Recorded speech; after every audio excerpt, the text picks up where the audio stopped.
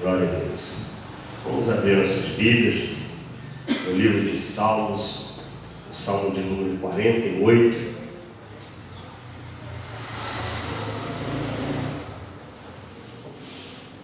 Salmo 48.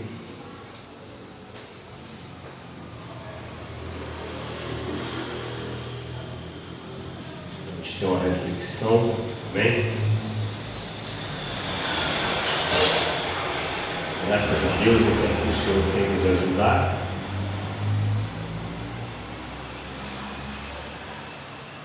Bom, vamos lá.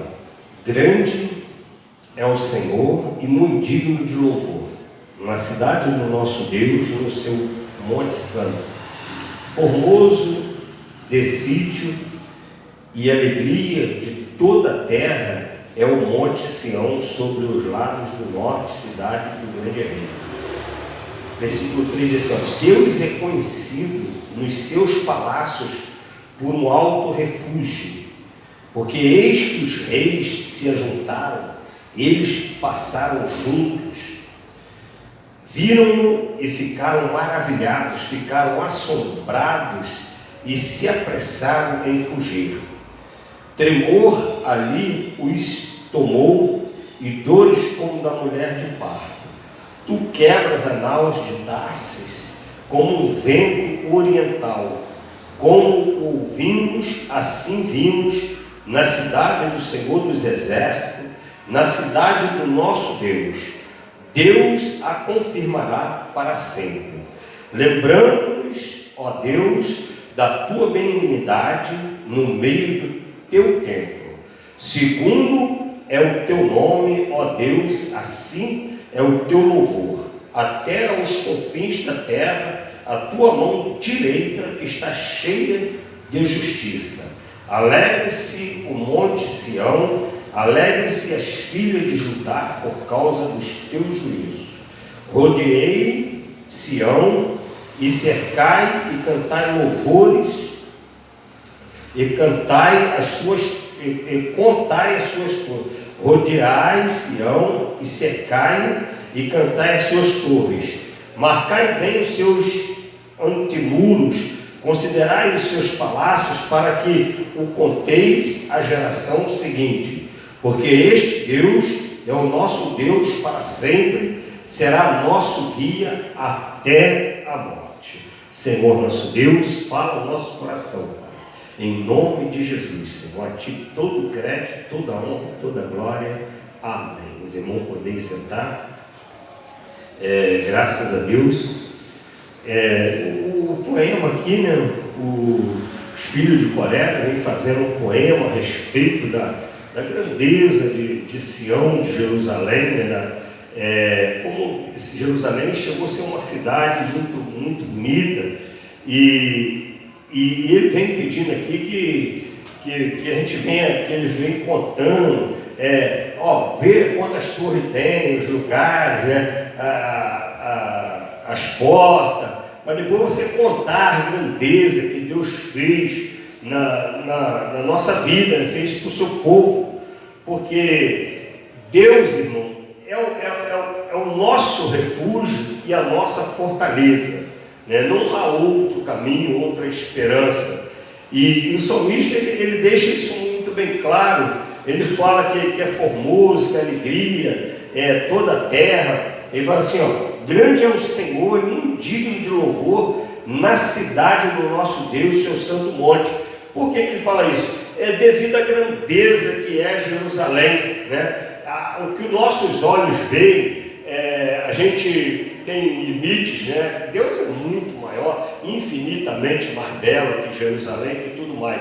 Mas no limite dos nossos olhos, quando Paulo fala assim, que a cidade tem rua de ouro e pedra, lá em Apocalipse fala isso certamente, para que serve o ouro e pedra preciosa? Para os espíritos andar nela, já que lá nós vamos ter um corpo espiritual, um corpo glorificado. E para que vai servir o ouro? Serve para aqui, para agora. Então eles falam, quando fala essas coisas, é para que nós venhamos entender a grandeza que é o céu.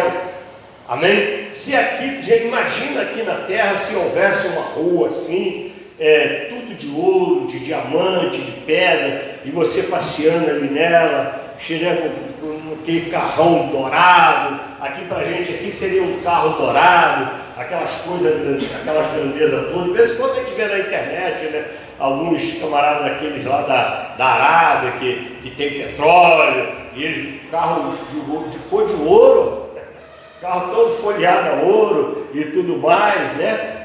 Por quê? Porque é a grandeza que o homem entende, é o ouro e a pedra preciosa, o diamante, né? É a pedra mais cara que tem. Então, essas coisas demonstram grandeza. Então, como expressar a grandeza das coisas que há no céu para nós, humanos? Aí se fala em ouro e diamante para você entender, né, que de fato algo lá é muito grandioso e não há como explicar, como falar. Mas aí o que eles falam aqui? Eles usam da grandeza, da admiração que foi a cidade de Jerusalém para exaltar o nome de Deus.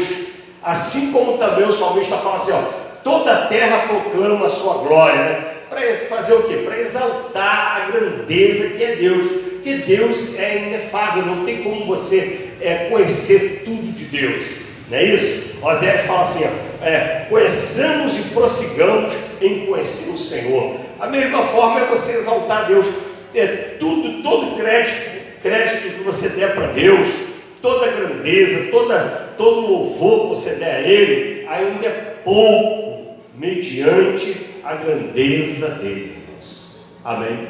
Ainda é pouco. Deus deve ser louvado e adorado em toda e qualquer situação. Você não vê, Paulo fala assim, ó, em tudo dai graça. Por que em tudo dai graça? Porque se Deus não permitir, você não tem nada, irmãos. Se Deus não permitir, você não respira. Se Deus não permitir, você não ganha o pão de cada dia. Esse negócio de sustento, você imagina, olha só que situação, né? Toda a terra, olha só, na China, por exemplo, que tem lá 1 bilhão e 200 milhões de habitantes, para sustentar aquele povo todo, não é verdade? No Brasil, que tem, a China tem 1 bilhão a mais do que o Brasil, né? O Brasil tem 200 milhões, 210 milhões de habitantes, a China tem 1 bilhão e 200 milhões, quer dizer, olha só, para sustentar, imagina os outros povos todos, somando todos os habitantes da terra, e Deus sustenta todos eles. Tem lugar que não tem muita facilidade, é muita dificuldade, porque o próprio o homem é mau, irmãos. O homem é mau, o homem sem Deus é mau.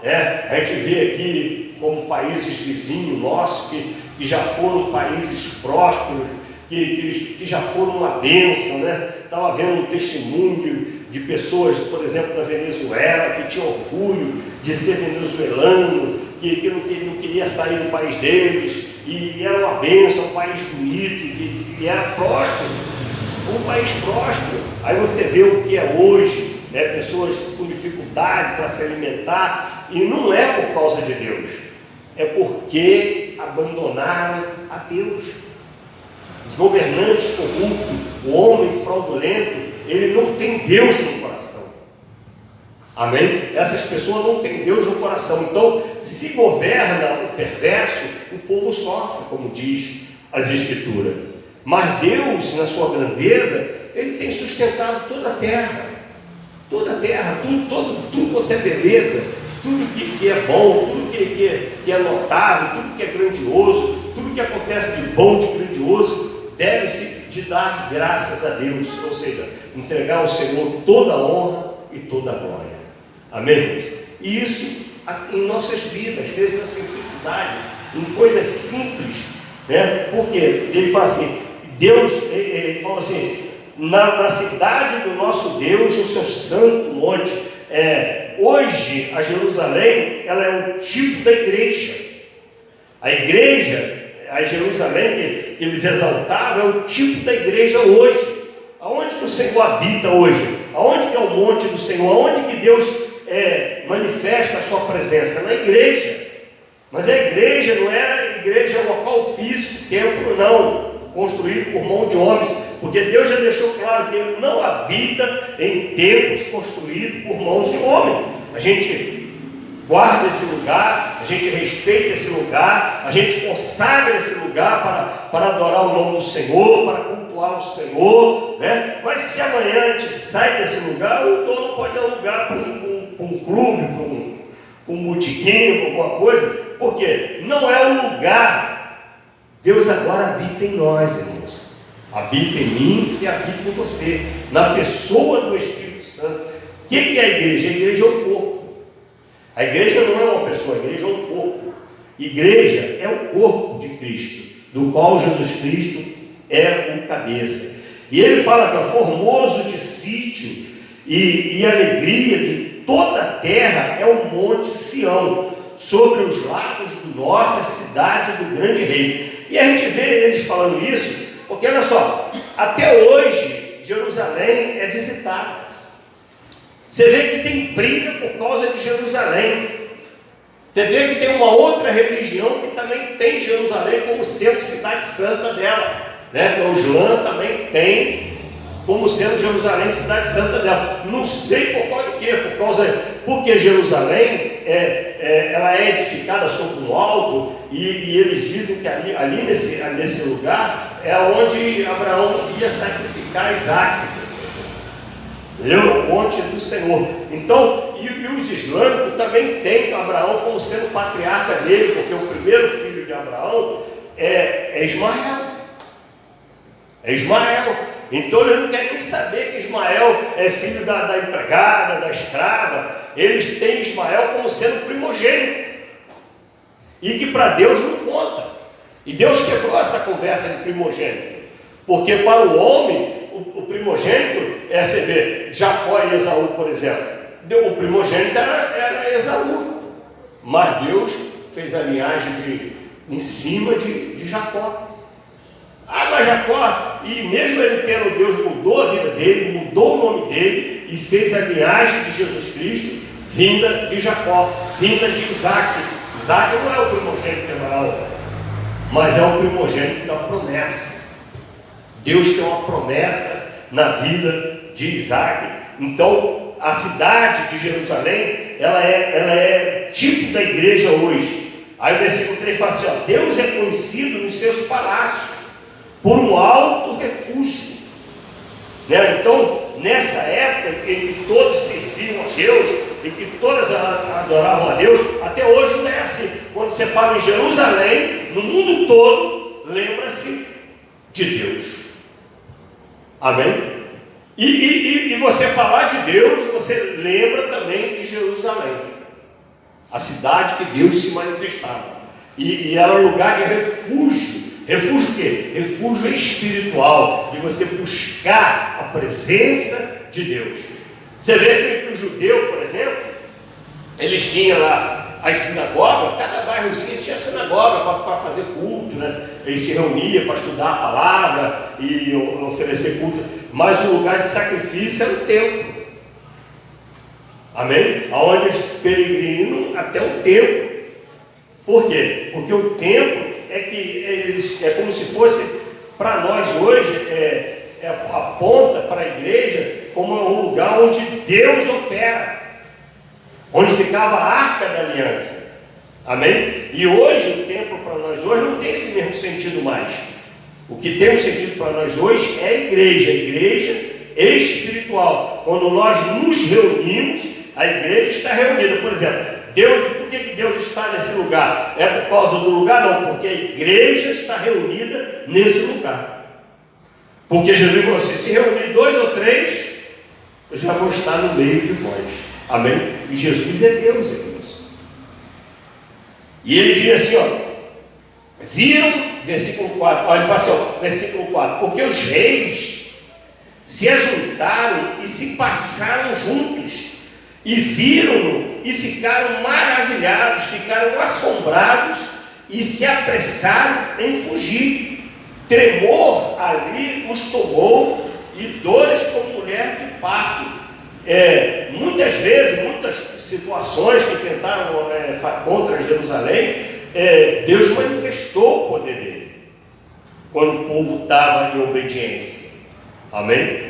Então isso mostra para nós que se estivermos em obediência, Deus manifesta o poder dele. Se Jerusalém marcava a presença de Deus, a igreja a mesma coisa. Se a igreja fica em obediência, se nós como igreja ficamos em obediência no caminho do Senhor, Ele manifesta o poder dele na nossa vida. Amém? É um lugar de refúgio, é o Senhor. E como ouvimos assim, ouvimos na cidade do Senhor dos Exércitos, na cidade do nosso Deus, Deus a confirmará para sempre. E nós sabemos que, por exemplo, Jerusalém, o templo foi destruído, né? O templo físico. Jesus falou assim, vou destruir esse templo, 3 dias eu vou reconstruir outro. E eles pensavam, mas como é que você vai fazer isso? Aí levaram para o lado literal. Mas Jesus está falando da religião, da filosofia, ele está falando do corpo dele. E o templo físico, olha só, aquele templo material aponta para o templo, para o corpo físico de Jesus. Ele foi sacrificado e ressuscitou. Aquele templo, a mesma coisa, ele ia ser destruído e o judaísmo findou ali. Amém? Jesus foi sacrificado e ressuscitou, aí com ele o cristianismo.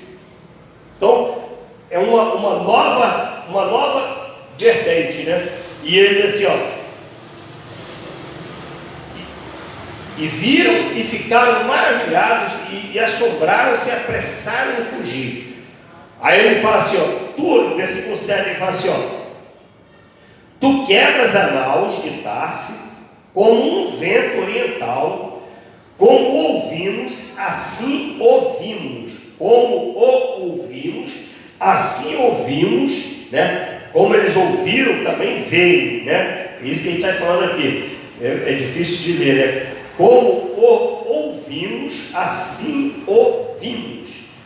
Na cidade do nosso Senhor dos Exércitos, na cidade do nosso Deus, Deus a confirmará para sempre. Então, a igreja vai ser confirmada para sempre. A igreja, por enquanto, não foi arrebatada. A igreja somos eu e você. Por enquanto, nós estamos no processo. E no final, Deus vai confirmar para sempre. Ou seja, o propósito de Deus é que a igreja seja por toda a eternidade. O que é confirmar para sempre? É por toda a eternidade. Amém? Confirmar a minha vida, a sua vida, como igreja do Senhor, como morada de Deus, para todo sempre. Aí não vai haver mais, aí igual a Bíblia fala, né? O hino que a gente canta, aí no céu não vai ter mais sepultamento, não vai ter mais dor, não vai ter mais enfermidade, porque todas essas coisas fazem parte do processo pelo qual nós estamos passando, e que um dia, confirmados, isso não vai mais ser necessário, porque fomos confirmados. Amém? E aí depois que confirmou, está certo, não é isso? É igual a pessoa está estudando, né? É para se formar, apesar que a pessoa se forma, ela ainda precisa ficar se atualizando, né? Mas, por exemplo, aí você se formou, aí passou na prova lá, e agora você é médico, né? Está escrito, agora você é advogado, né? Está confirmado como advogado. Amém? A mesma coisa nós, um dia nós vamos estar confirmados. Nós estamos no processo, estamos no caminho da salvação. Mas a gente ainda está aqui ainda, no corpo físico. Mas o dia que a gente tiver no corpo glorificado, aí já estamos salvos. Aí já não tem mais. Igual o Paulo falou assim, eu combati o bom combate, completei a carreira, guardei a fé. Porque chegou no momento final, até ali ele não se desviou. Se ele descer a sepultura sem se desviar, é confirmado na fé. Amém? É confirmado por toda a eternidade. E assim como Jerusalém. Porque você sabe que Jerusalém tem uma história a respeito dela, que é como se vai ver no Apocalipse, é como se houvesse duas Jerusalém, uma terrena e outra no céu. Amém? A do céu é a igreja do Senhor que vai estar nessa do céu. E a terrena é a igreja, é a Jerusalém física. Então Deus tem um carinho especial pela Jerusalém. E ele diz assim, Segundo é o teu nome, não, versículo 9, lembrando-nos, ó Deus, da tua benignidade no meio do teu tempo, a bondade de Deus operando no meio da igreja. Ó, segundo é o teu nome, ó Deus, assim é o teu louvor, até os confins da terra, a tua mão direita está cheia de justiça. Ou seja, segundo é o nome de Deus, a grandiosidade que tem o nome de Deus. Irmãos, às vezes pessoas falam Deus assim, usa a palavra Deus com outros objetivos, Deus com letra minúscula, né, vamos dizer assim, é o Deus, não sei o quê. A palavra Deus tem um peso, ela só existe um Deus, ela não serve para outra coisa. Para falar Deus, você está falando de um. Quando você fala Deus, é um Deus. Não serve para outra coisa, para outra pessoa. É o Deus daqui, Deus dali, Deus disso, Deus daquilo. Tudo ele deu com letra minúscula, porque a palavra Deus tem um peso, uma grandeza. Até por isso tentam fazer outros deuses. Porque a maior coisa que tem é Deus. O maior poder que tem é Deus. A maior beleza que tem é Deus, né? Você não vê, às vezes a pessoa fala assim, quando vê um homem bonito, e fala assim, um Deus grego, né? Por quê? A maior beleza que tem é Deus. Então aí fica querendo botar como se aquela beleza fosse uma coisa grandiosa. Mas não é. Deus, é maior, grandioso que tudo, mais grandioso que tudo. Amém? É a maior grandeza que tem de beleza, de poder, de tudo, é Deus. De tudo. Então ele fala assim, alegre-se, e o louvor que a gente dá a ele fala assim, e assim é o teu louvor. Quer dizer, grande também. Quanto mais a gente louvar a Deus, mais a gente tem que louvar a Deus. Quanto mais você engrandecer a Deus, mais você tem que engrandecer a Deus, porque não tem limite. Deus é grandioso. Alegre-se o monte de Sião, alegre-se, ó filhas de Judá, por causa dos teus juízos. Olha só, irmãos. O que é os juízos de Deus? Deus ele é misericordioso. Ele não é severo. Ele não tem prazer na morte. Ele não tem prazer que uma pessoa se perca. O propósito de Deus é salvar. Meu Deus, olha só que tremendo. Não existe, até os deuses que as pessoas criam, falam assim, esse aqui é o Deus disso, é o Deus daquilo. Eles atribuem um monte de coisas ruins, de coisas feias a esses deuses. Quem não pode isso, que esse Deus não sei o quê. E o verdadeiro Deus, irmãos, é grandioso e misericordioso. Ele vai ser, alegre-se ao monte Sião, alegre-se ao filho de Judá. Quando ele fala alegre-se ao monte Sião, está falando de Jerusalém, ou seja, falando da igreja. Alegre-se a igreja, né, por causa dos juízos de Deus, porque Deus ele não tem fraude, não tem engano, não tem mentira nele, tudo é verdadeiro. Rodeai Sião, cercai, contai as suas torres, marcai bem os seus antemuros, considerai os teus palácios, para que conteis as gerações seguintes. O que isso fala para nós? Para que nós venhamos observar o poder de Deus, o que Deus está fazendo, a grandeza de Deus, para nós ensinarmos para outra geração. Amém? Para aqueles que estão chegando, né? Para os irmãos que vão chegar, não só nossos filhos que vão vindo pequenininhos, ensinar o caminho, mas para os irmãos que ainda não conheceram a Deus. Amém? Que eles possam ver, através da nossa vida, através do nosso testemunho a respeito de Deus, eles possam abrir os olhos para Deus. Amém? Porque a Bíblia diz que o inimigo cega o entendimento. Abrir os olhos não é o olho físico, mas é o olho do entendimento, né? A pessoa entender o que é Deus e qual é os propósitos de Deus, a vontade de Deus, porque o inimigo simplesmente cega o entendimento da pessoa. Tem pessoa até que acredita que não existe Deus, que não existe inimigo, que não existe inferno, que não existe céu. Por quê? Porque o inimigo faz isso aí. Amém? Ele cega o tempo. Como é que ele faz isso? Ele vem aqui, eu tenho dito para os irmãos, ele não pode tocar em nós. Ele não pode tocar em nós. Como que uma pessoa ouviu uma frase uma vez no filme, falou assim: como que você combate uma ideia? Aí ele falou assim, a resposta: com outra ideia. Amém? Como é que você combate uma ideia? Com outra ideia. Então, o que o inimigo faz, e como ele é bom, ardiloso na mentira, ele é o criador da mentira. Então, ele combate a verdade com a mentira, mas fazendo parecer que a mentira é a verdade, porque ele lança uma mentira que ela é agradável a você e a mim, sabe? Via de regra, é aquilo que a gente está querendo, é o que o inimigo vem falar e oferecer. Foi o que aconteceu no paraíso e é assim até hoje. O inimigo falou que era bom, a Eva estava ali assediando o fruto, ali, porque o inimigo não foi atrás dela, esperou o momento, ficou lá. O que não pode fazer? Não pode comer aquele fruto, é lá que eu vou ficar.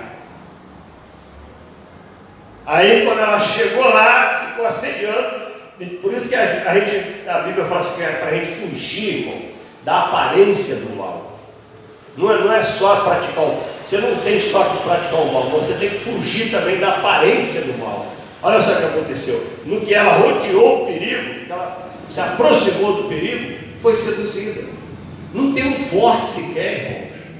Não tem ninguém que possa falar: não, eu me garanto, eu não caio em adultério, eu não caio em fraude, eu não caio em roubo, eu não caio. Ninguém, irmão, não tem um sequer, porque o inimigo ele é ardiloso.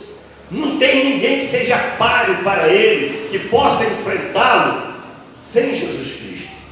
O único jeito de enfrentar o adversário é você crer na palavra de Deus, que é o próprio Jesus Cristo, e ficar longe do perigo. Senão a nossa carne é enganada.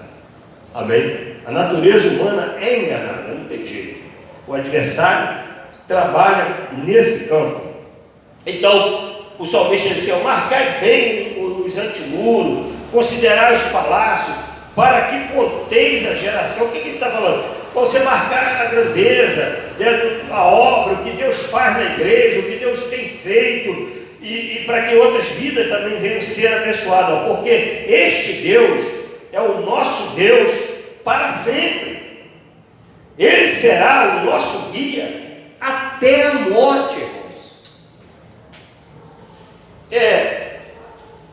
Isso aqui, o nosso guia até a morte, ele está falando da morte física, de você ter esse Deus como sendo o seu Deus, e ele não te desampara, não te deixa só.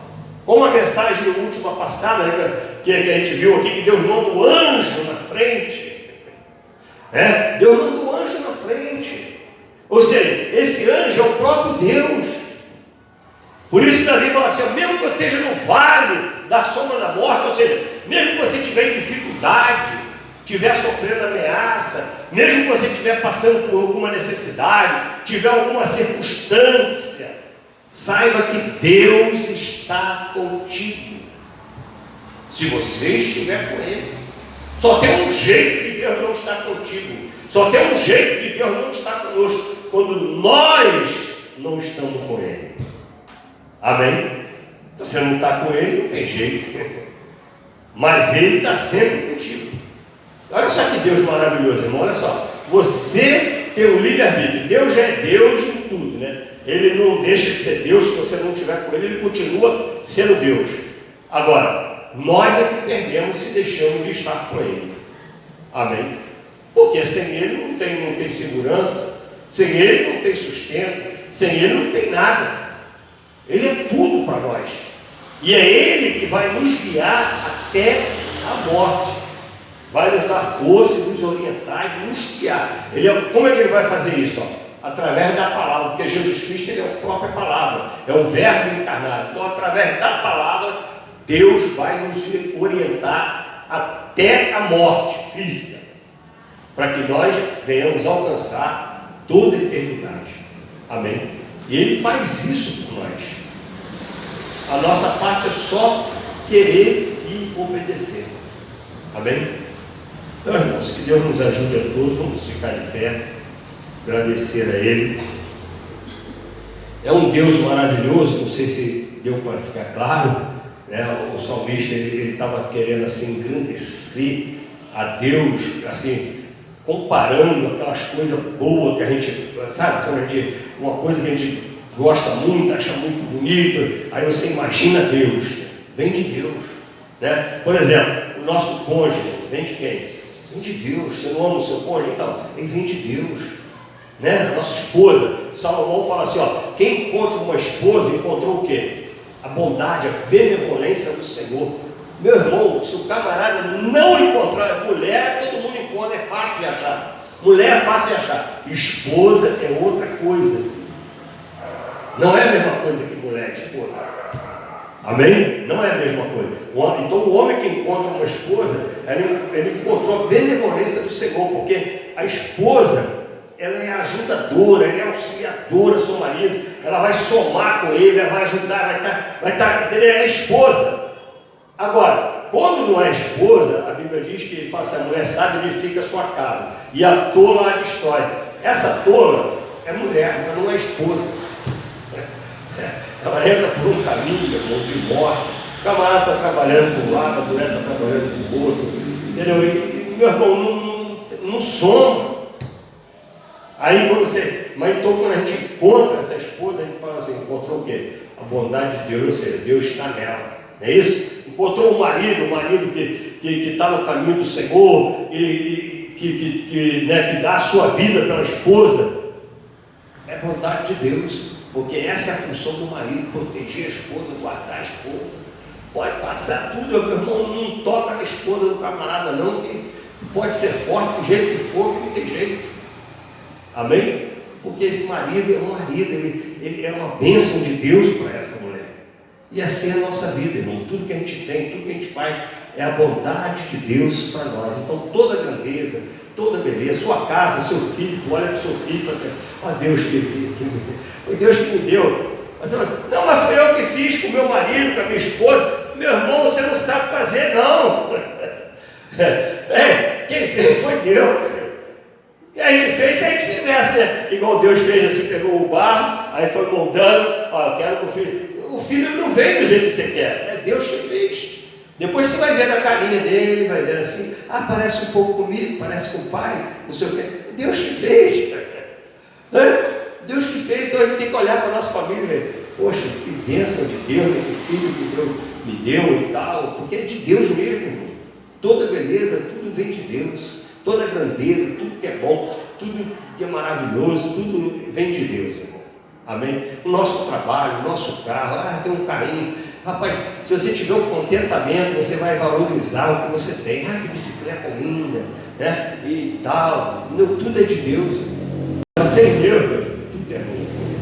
Senhor nosso Deus e nosso Pai, obrigado, Senhor, pela Tua palavra. Peço a Ti, Deus, que nos ajude, Pai, a colocar em prática, Senhor, os ensinamentos da Tua palavra, que nós venhamos, ó Deus, sermos mais gratos a Ti. Na verdade, o salmista está nos levando a uma postura de gratidão, de engrandecimento, de valorizar a Deus em todas as coisas, em tudo que vemos, e que ouvimos, e que recebemos, ó Deus, que nós possamos ver a Ti, Pai, em todos os nossos caminhos. Como disse aqui, que Deus vai nos guiar. Se Ele está nos guiando até a morte, então todo o caminho que a gente está, Deus está nos guiando e nós devemos ver a mão dEle. Se o Senhor abrir o nosso entendimento, nós vamos ver as coisas que Deus tem feito à nossa volta, Pai. Peço a Ti, Deus, que abençoe a cada irmão. Se vamos encerrar a reunião, que o Senhor nos leve em segurança, nos dê uma noite de descanso, de reflexão da Tua palavra. Amanhã é um dia próspero e produtivo em Tua presença, Pai. É o que eu te peço, te agradeço em nome de Jesus. Amém. Igreja amada, com o amor de Deus, a graça do Senhor Jesus e as consolações do Espírito Santo de Deus seja com toda a igreja, desde agora para todo sempre. E que a igreja que entendeu que o objetivo dessa mensagem é engrandecer a Deus em toda e qualquer situação, diga amém. Amém. Que Deus abençoe a todos. Em nome de Deus.